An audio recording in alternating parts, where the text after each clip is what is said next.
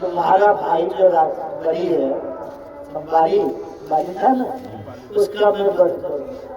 ठीक उसी तरह से आज आपको अग्नि के साक्षी में भगवान ने शरणागति, जैसे कि कन्या को पति अग्नि के साक्षी में घेरे लेते हैं, उसी तरह से अग्नि के साक्षी आपको भगवान ने स्वीकार किया। इसको शरणागति कहते हैं। क्या कहते हैं? आज आप लोग जो शरणागति हो गए, किसकी हो गए? भगवान नारायण की, राम की, कृष्ण की, वेंकटेश की। आप भगवान के शरणागति हो। वहाँ भी पंडित जी रहते हैं, पंडित जी रहते हैं तो पंडित जी जो है फेरे करवाते हैं। तो सोच लो गुरु ने भगवान के साथ आपको फेरे करवाया, गुरु ने भगवान के साथ में आपको फेरे करवाया।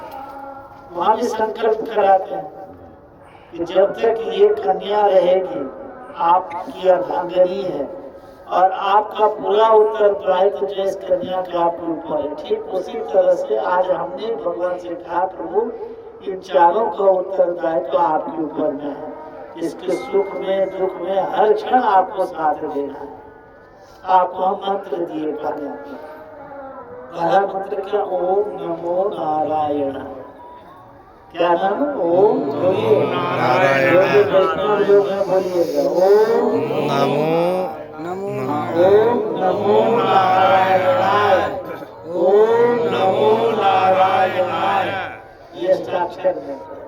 ये मंत्र को भगवान ने सबसे पहले ब्रह्मा जी को दिया था। किसको मिला था? ब्रह्मा जी को। इसका नाम अष्टाक्षर भी कहते हैं, मूल भी कहते हैं।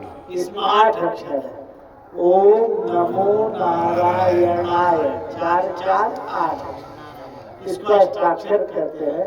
ये स्नान करने के बाद जब करना है, जितना बने उससे क्यों करना, 1 माला 2 माला 4 माला 10 माला 18 माला, जितना अपने शक्ति है, जितना ज्यादा करेंगे उतना फल मिलेगा। कहते हैं कि जितना मीठा डालो उतना मजा आता खाने में।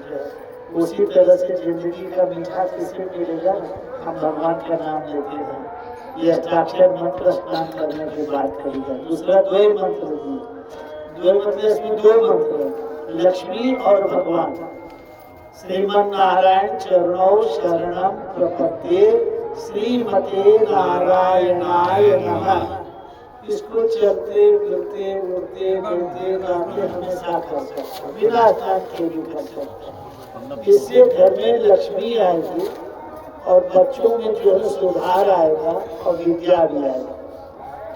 ये जो मंत्र है, अगर लक्ष्मी घर में रुक गई है, नहीं आ रही है, परेशानी है, इस मंत्र का निरंतर आप जप करते रहिए, सारा समस्या हल हो जाएगा। तीसरा मंत्र चरम मंत्र, सर्वधर्मान परित्यज्य माम एकम शरणं व्रज अहं त्वां सर्व पापेभ्यो मोक्षयामि मा शुचः। ये गीता में भगवान ने अर्जुन से कहा था कि तू महाभारत की लड़ाई मत दे, तू मेरे चरण में पड़ेगा, हम तुमको विजय प्राप्त होगा।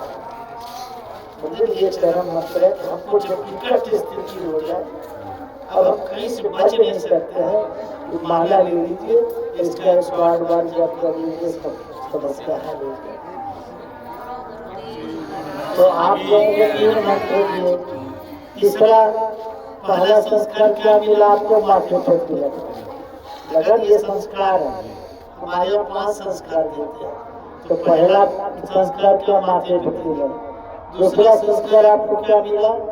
शंख चक्र मिला। अच्छा ये बताइए, शंख चक्र किसका आयुध है?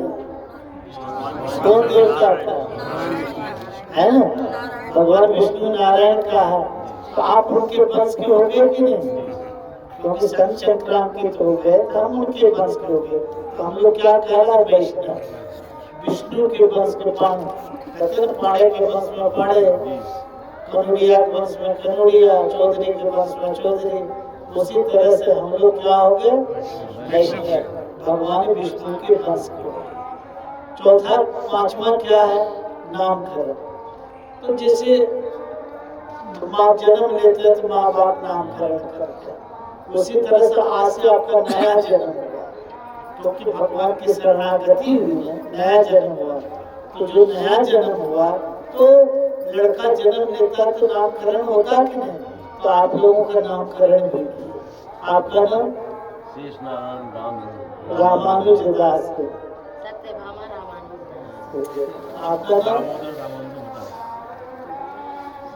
कमल नयन रामानुजदास। जब याद रखिए दामोदर रामानुजदास। आप बोलिए क्या नाम है? रामानुजदास। कमल नयन रामानुजदास, ये नामकरण आपका हुआ।